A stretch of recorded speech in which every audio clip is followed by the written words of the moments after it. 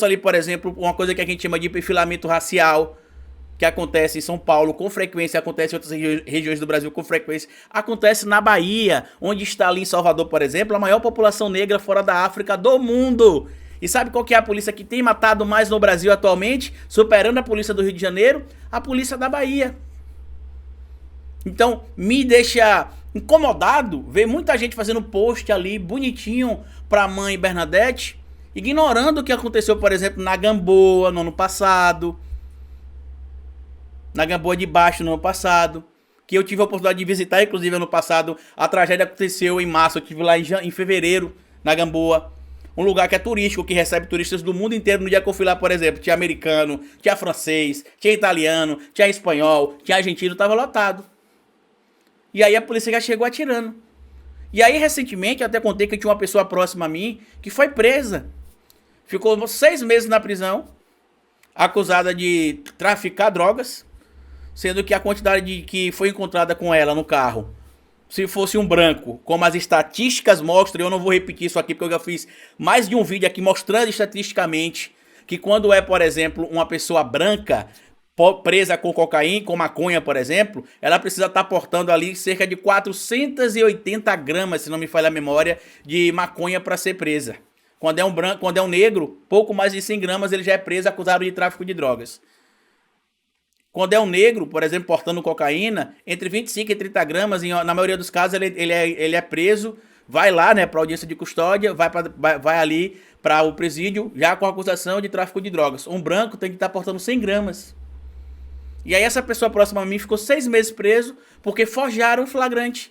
O flagrante foi tão chucro que levaram no outro dia para uma pessoa dessa residência que eles invadiram assinar ali a autorização para fazer o mandado de busca e apreensão, porque eles invadiram lá, tiraram 2 tabletes de maconha. Depois a pessoa foi testemunhar, disse que não estava, que eles foram no outro dia, que entraram no quarto lá e já saíram com esses tabletes dizendo que era da pessoa, e a pessoa estava no carro. E aí, traduzindo, ficou presa por 6 meses, a família fica parada, o perfil racial, adivinha que qual é? Não é loirinho de olho azul, né? É negro. As dívidas tem de fazer, desestrutura para poder pagar advogado, desestrutura a família. Em alguns presídios, por exemplo, que você tem ali privatizados, né? A conta ainda sai para o indivíduo pagar e tá com a conta agora de 11 mil reais para pagar, que agora eu orientei ele entrar na justiça, porque o processo dele foi anulado por conta da fragilidade das provas. O primeiro relatório foi mal feito, o juiz não aceitou, porque não tinha rigidez no relatório, foi derrubado e agora voltou e ele foi solto, o processo foi anulado. Então a gente precisa ter representantes, quando a gente fala ali, e você que não entende, por exemplo, que o Ferrez, o que a maior parte da população desse país passa por ser preto e pardo, fica caladinho, porque isso aqui não é um lugar que talvez vocês entendam. Então, aprende. Já viu aquele ditado que quando a gente escuta alguém que sabe algo a mais do que a gente tem que tentar ouvir para entender?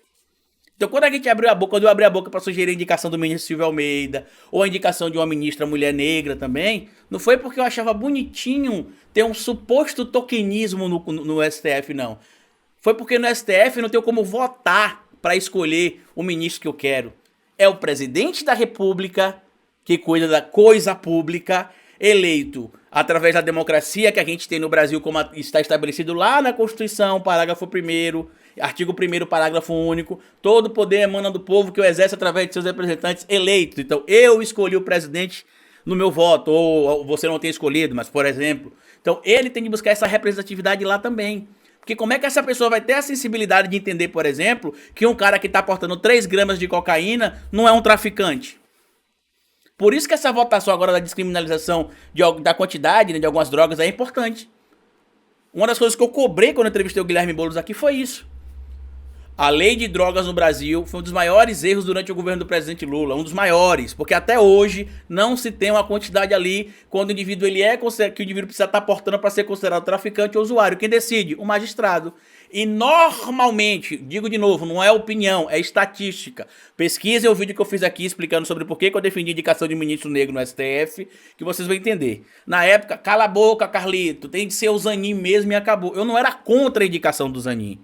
O Zanin pode ser indicado, quem sabe, em outro momento, na outra vaga.